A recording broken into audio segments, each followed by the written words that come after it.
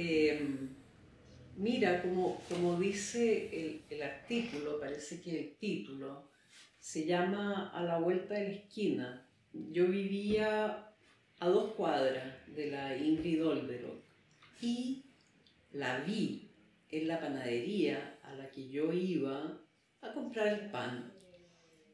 Fue muy impactante de repente encontrarme en esa circunstancia tan cotidiana, tan doméstica, con este personaje ya de la tortura, ¿ya? Porque ella fue una torturadora.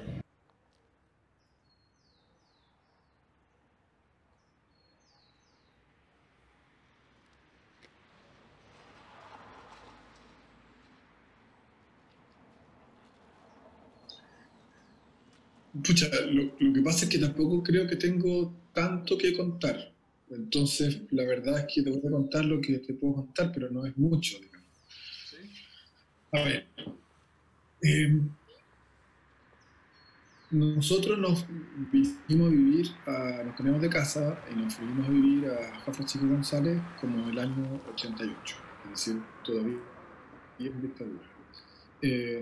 Yo tenía 10 años en ese momento, o 11, en el 89, y me volvía del colegio todos los días en micro, que era una opción bastante particular de mi parte, porque podría haber venido caminando, pero me venía en micro y me bajaba de la micro en Coventry con Irarrázaval. Entonces siempre caminaba por Coventry hasta Estrella Solitaria para luego llegar a la casa, y caminando por Coventry pasaba, ¿cierto?, justo por la vereda frente a la casa de la Olga. Y entonces como que mi experiencia se remite como a una experiencia cotidiana, pero que no duraba más de 10 segundos, diría yo, cada día. Eh, eh, entonces es una experiencia que era como constante, pero muy cortita y quizás como sin mucha profundidad, digamos, ¿no? Pero era como una presencia que estaba ahí todo el rato. Yo no sé yo no sé cuándo, la verdad, no lo puedo reconstruir, cuándo me enteré que en esa casa vivía la Olderos y entendiendo quién es la Olderos, o sea, como que no lo tenía, no sé desde cuándo que lo sé, pero lo que sí sé es que yo siempre asocié esa casa con eh, eh, una figura que para mí también era un poco desconocida. O sea, yo creo que en la casa y en los medios se hablaba más del Guatón Romo como torturador estrella de la dictadura. Era una figura en ese sentido mucho más pública o conocida, al menos para un niño de años, que, que la Olderos. Entonces yo me imaginaba a la Olderos como, como el equivalente al Guatón Romo en mujer. Esa era como mi, creo, lectura. O sea, claramente una figura que representaba el mal absoluto. Eh, eh, claro, eso. No sé qué más te puedo decir.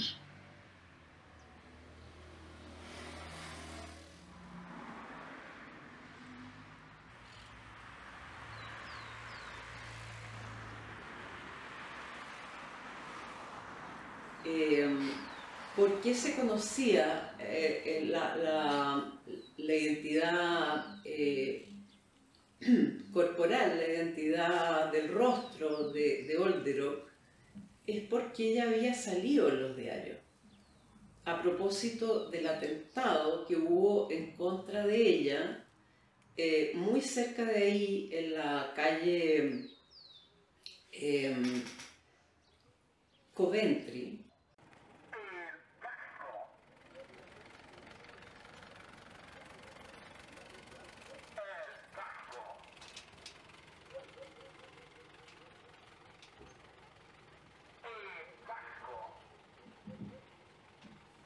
Y bueno, yo soy periodista, ¿fijas? De algún modo me pareció una oportunidad fascinante fascinante de poder hincarle el diente a este tema de la tortura. Entonces le conté a la Paz Errázuriz, con la que hemos trabajado a lo largo del tiempo, en forma muy de yunta, ella en la fotografía y yo en el texto, y nos animamos inmediatamente para ir a tocarle el timbre. Identificamos su casa, que no era tan difícil porque tenía una camioneta con una pegatina que decía "Yo amo a los perros".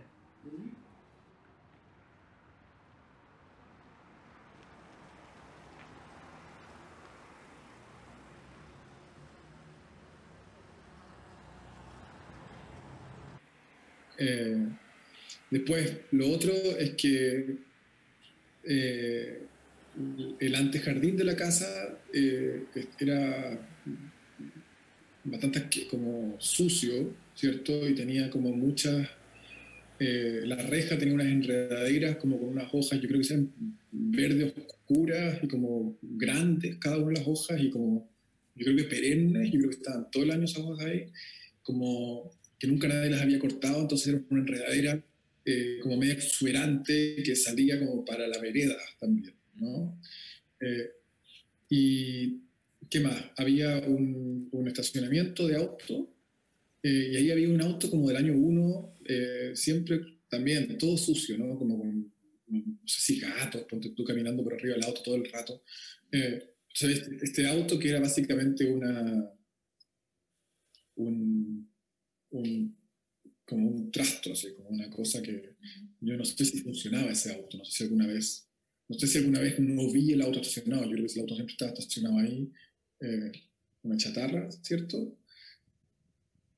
Bueno, eso, ¿no? Entonces era una casa muy sucia, con unos pastos que salían como súper altos en el antejardín, con una reja, con una enredadera también que nunca nadie la había cortado y que como que invadía un poco el espacio de la vereda.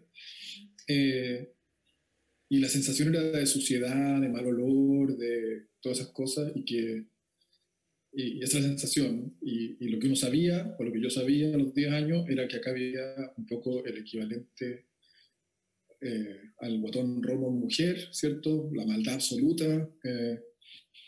Y después me acuerdo que ahora, como conversando, yo me acuerdo que como con el tiempo se me empezaba a abrir la pregunta de cómo era posible, ¿cierto? Que fuese un secreto a voces, que una señora criminal, ¿cierto? Como esta vieja, viviese ahí y que no pasara nada. No habían, en esa época como que no habían funas tampoco, a principios de los 90, no era una, o sea, que yo me acuerde, no habían funas, no habían...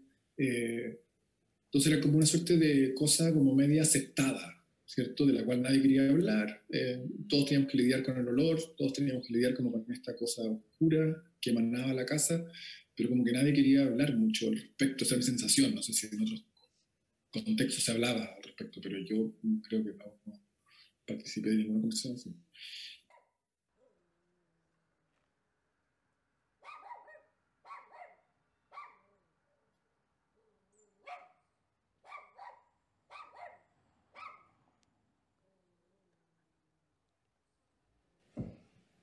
Yo no sé si ella tenía alguna ilusión con quedar situada históricamente como alguien que había sido víctima de las circunstancias. O sea, ella nunca reconoció su participación, yo creo que súper voluntaria, porque ella tenía una especie de mística con los carabineros, con el uniforme, que es también una fantasía que tiene mucho arraigo en la búsqueda de identidad, ¿no? del pueblo chileno, o sea, el nadie excluido, el nadie, el pueblo muy Foucauldianamente la manera de insertarse en un lugar menos indigno es postular al uniforme. ¿Mm?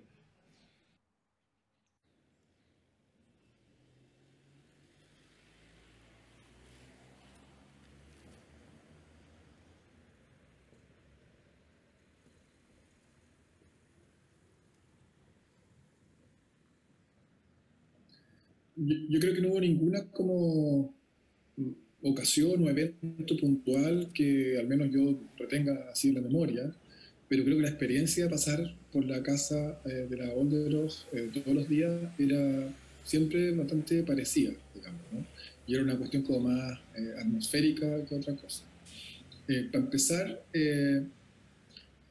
como que un poco por el olor que emitía esa casa, eh, eh, un poco antes de llegar a la casa misma, o unos metros antes, tú ya sentías el olor. Entonces había un olor muy asqueroso, ¿cierto? Un olor así como a caca de perro, que llevaba ya muchas semanas ahí podrida, ¿cierto? Y a un olor como a suciedad y a una cosa rancia, un olor como súper penetrante.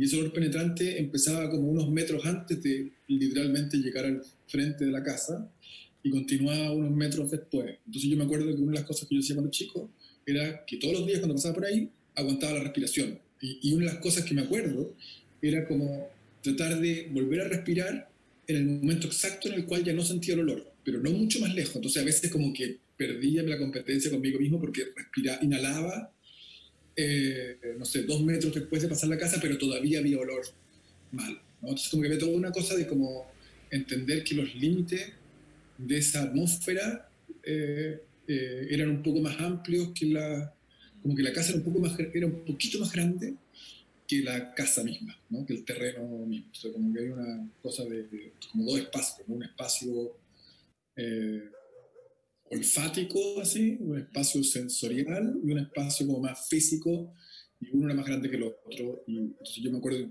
me resultaba como interesante jugar como con ese límite entre las dos cosas.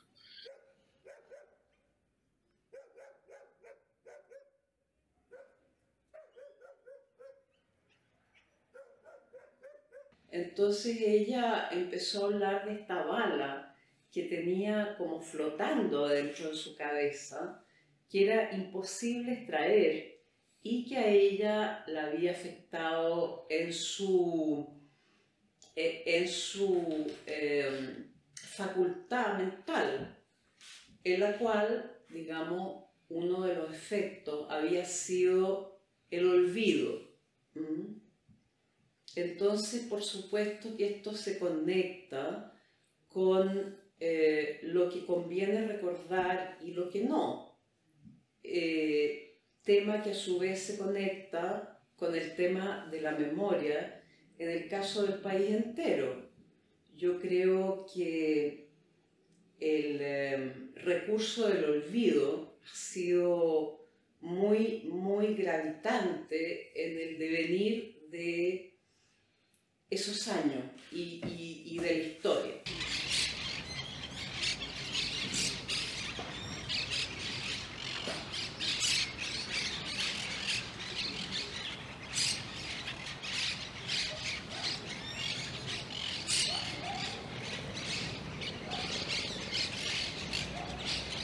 Esto de la bala que tenía instalada en su masa cerebral ya era muy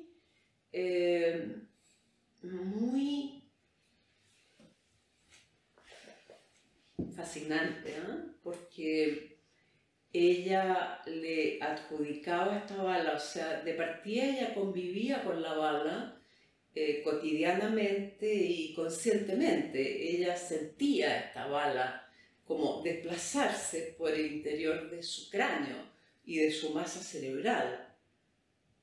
Entonces, ese era como el elemento que la vinculaba a una memoria y también le daba la posibilidad del olvido.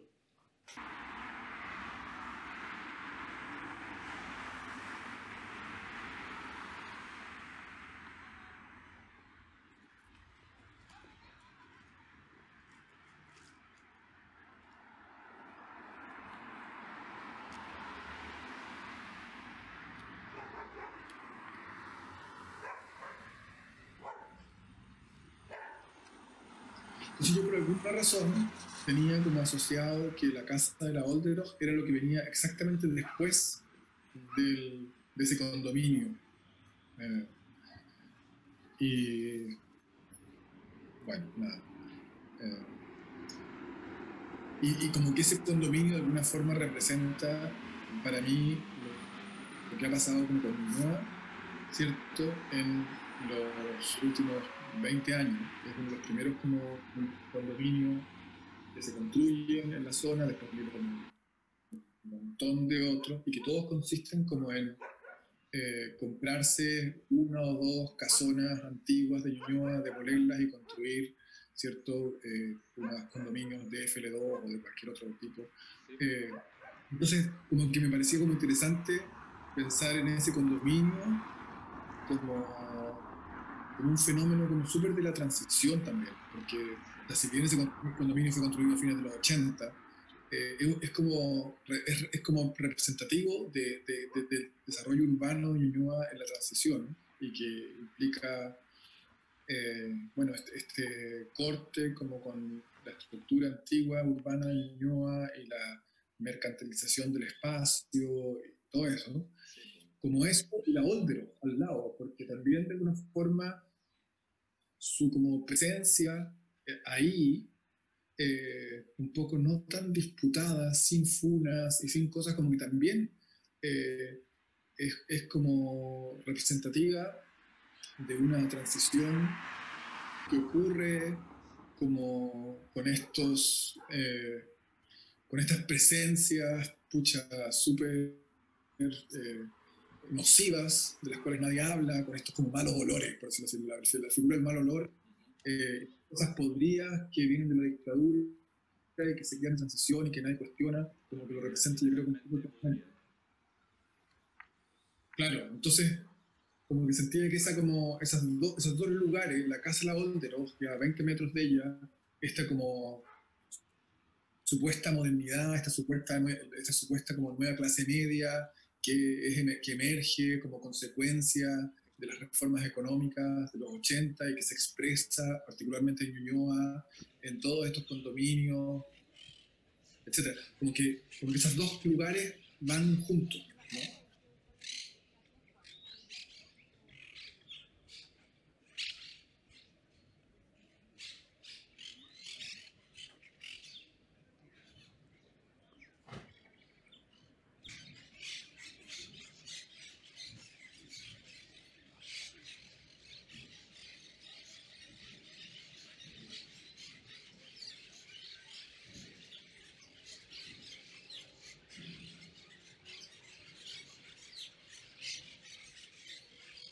Bueno, de algún modo Ñuñoa fue un barrio de una clase media importante, que no es la clase de Providencia o de Las Condes para arriba, sino que es un espacio de la meritocracia, ¿no? De la meritocracia y de la idea de una democracia más crítica y más lúcida. Bueno, esto con la transición se fue transformando en un barrio, eh, como dicen, ¿no es cierto?, los negociantes que se disputan territorialmente los barrios de Santiago. Ñuñoa se transformó en una oportunidad para el capitalismo, ¿no? Y empezó la demolición y la oferta de departamentos con edificios en altura que arrasaron con una parte del barrio. Cambió el carácter de este barrio. Yo diría que y que tuvo que ver con la plusvalía de todas las propiedades, ¿no? En medio de eso, la casa de la Olderock quedó como una especie de garrapata siniestra, ¿ah? Si tú pasas por ahí, no sé si hasta el día de hoy, porque no he pasado por ahí, pero como un lugar perturbador, como un lugar desaliñado como puede ser empobrecido, un lugar también deshabitado, puesto que la Olderock se murió no sé en qué año, pero se cumplió también esto que ella decía, que no tenía ninguna perspectiva de futuro cuando la fuimos a entrevistar. O sea, en el fondo era una persona que ya estaba muerta, que ya formaba parte internamente incluso ya de una cosa póstuma.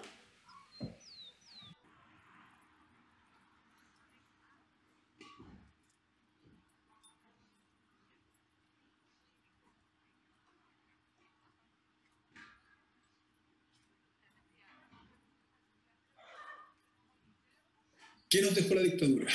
¿No? Entonces nos dejó, por un lado, una modernización económica que se expresa en una clase media súper frágil y cuya existencia se basa en modelos, en créditos y en otros instrumentos financieros bastante frágiles y dudosos y extractivistas. Y nos dejó, en el año 92, una casa del mal que irradia mal olor, ¿cierto? Y que de alguna forma, y de la cual no se habla, porque no estamos en la época de las fumas todavía, estamos en el año 92, ¿no? Entonces, como que creo que en ese momento estos dos espacios que están súper cerca uno del otro, el Coventry, permiten hacer como un buen resumen de la herencia de la dictadura, de alguna forma, y de sus... claro, y cómo estas se expresan en una calle, ¿no?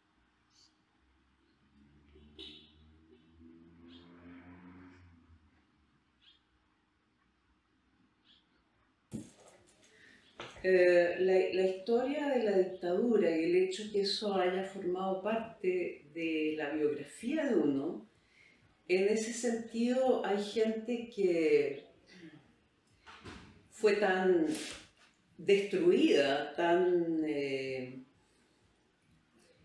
francamente destruida, ¿no? Desde los desaparecidos hasta los torturados, los exiliados, etc. Este país en realidad se acabó, en mi sentir. Entonces, la sensación de que la memoria personal de uno es tan exigua, es tan incomparable a estos grandes sucesos de las masacres, ¿ah? O sea, que el hecho de que hayamos ido a entrevistar con La Paz a esta especie de símbolo de los laberintos del horror, ¿ya? Como te dijera, me hace sentir que yo estuve mínimamente allí, ¿ya? No es que yo tenga una culpa respecto de lo que tendría que haber sido mi participación activa durante la dictadura, pero la misma memoria personal de la dictadura se transforma en una tremenda majamama. No hay un relato paso por paso, temporal, coherente. Hay mucha borradura también. Entonces, esta demanda por parte de una persona que está haciendo un trabajo que pasa por lo simbólico, que pasa por una intención de involucración, ¿ya? Creativa con un tema así, me gusta, me produce una sensación de compañía. Sí. 3 del 10 Eso. del 76. Listo.